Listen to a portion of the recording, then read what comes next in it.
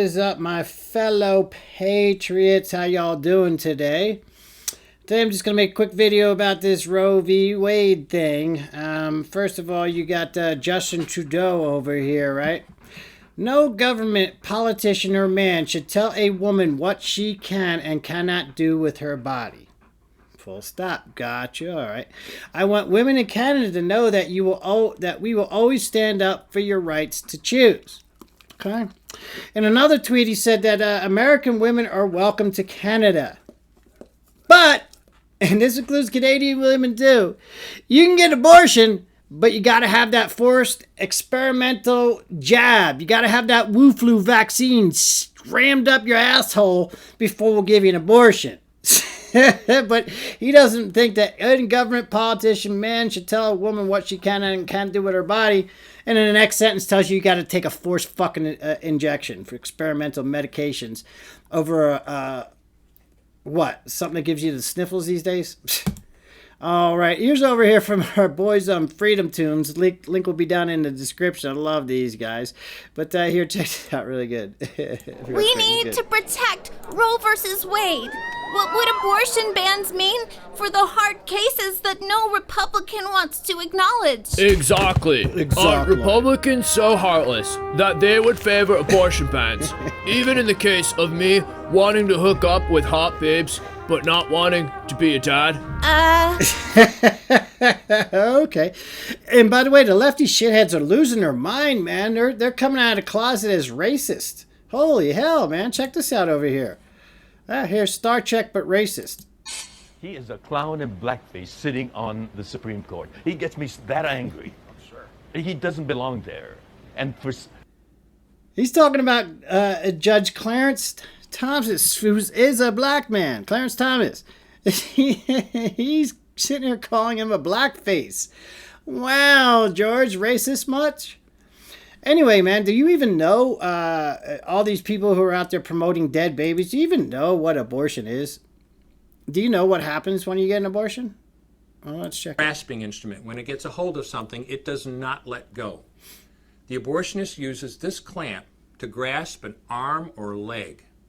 Once he has a firm grip, the abortionist pulls hard in order... That's just sick, man. You're just going to... This is how an abortion works. You just dismember the baby inside the mother's uterus.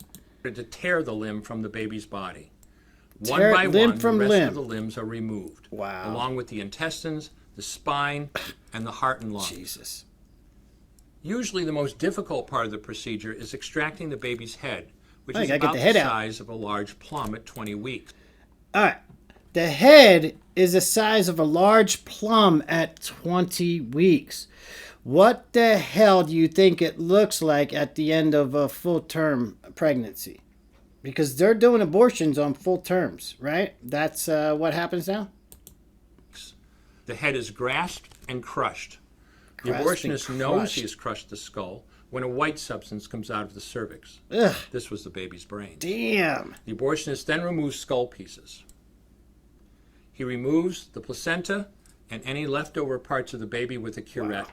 That's disgusting. disgusting. The lining of the uterus for any remaining tissue. Hope you weren't eating your lunch. I do not view abortion as a choice and a right. I think it's always a tragedy. And once again, that was your president, Joseph Pisspants Biden, just said that it's not a right abortion. Let's hear that again. Maybe I heard it wrong. Let's double check. Here we go. I do not view abortion as a choice and a right. I think it's... I do not view abortion as a choice or a right. Wow, Joe, now the way you're talking now, though, it was a constitutionally protected thing. It's always a tragedy. And it's always a tragedy. And again, that's from my boy Paul Joseph Watts. I can't talk tonight. Paul Joseph Watson. Again, link in the description.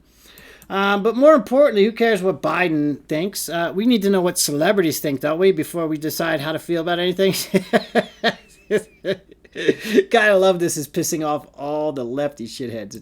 Getting an abortion is not easy. Making that decision is not easy. It's not something people do lightly. It's not something that you can just do.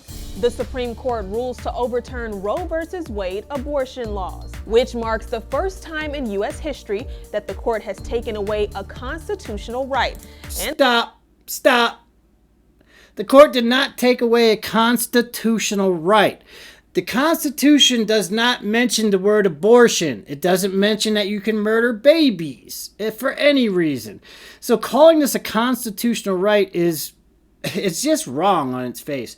So this Roe versus Wade decision from 73 was basically a HIPAA type law, a medical information, that the information between a doctor and its patient was private and confidential. That's why Roe v. Wade came into being. It never said that abortion was a constitutional right. And celebs are speaking out after the decision. Of course, incredibly important. Former First Lady Michelle Obama took to Twitter with a lengthy message, saying she's heartbroken, especially for future generations. She's heartbroken. She can't kill babies on demand. See, again, man, you liberals are to blame for this. Absolute liberals are to blame for this.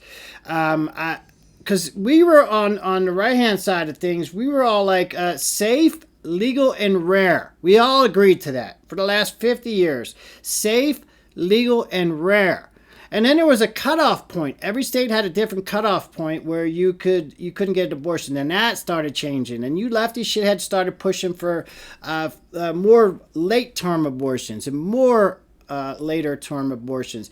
And you finally got it pushed up, like in my home state of Colorado here. You can get an abortion at any time, on demand, no questions asked, up until birth.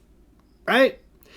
That wasn't even enough for you shitheads. You then took it further and said that you wanted to discuss what if a mother changes their mind after the child is born and decides they want to abort it. And you and Governor Ralph Northam explained how that would work, how you deliver the baby, keep it comfortable, and then have it killed.